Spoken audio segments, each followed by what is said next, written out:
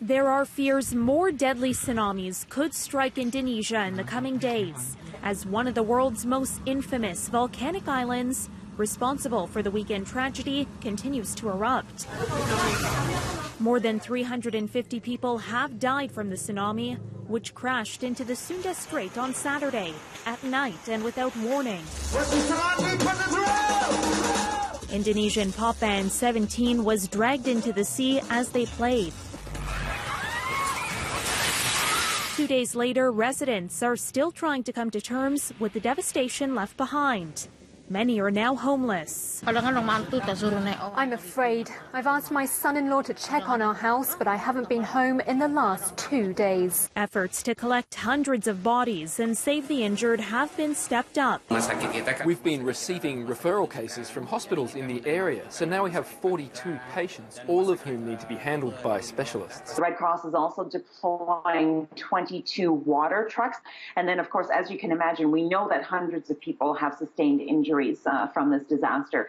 So we're sending in 22 ambulances along with 5 mobile clinics. So once the roads are cleared enough, and then these mobile health teams will be able to get into these very remote and hard to reach areas to provide the basic health care that these people will need.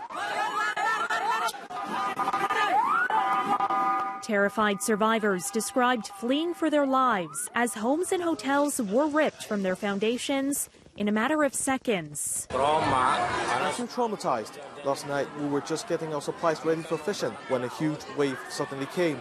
We started running with all of our family members. So here's what we know. When the volcano erupted, a chunk of the island slipped into the ocean. And in doing that, it created the tsunami waves. But with the volcano still erupting, there could be subsequent underwater landslides and tsunamis. This is all a very scary situation for the people who live along the Indonesian coast, who didn't know that a tsunami could be triggered by a volcano rather than an earthquake. And that's the reason officials say they were never warned.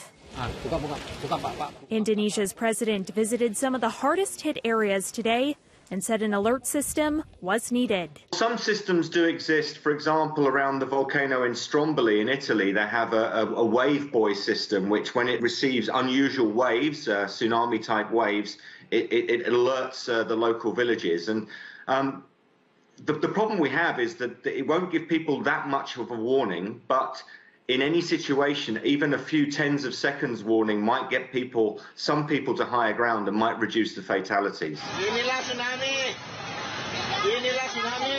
A lack of warning was also blamed for the high death toll in the earthquake tsunami disaster that hit Sulawesi Island in September.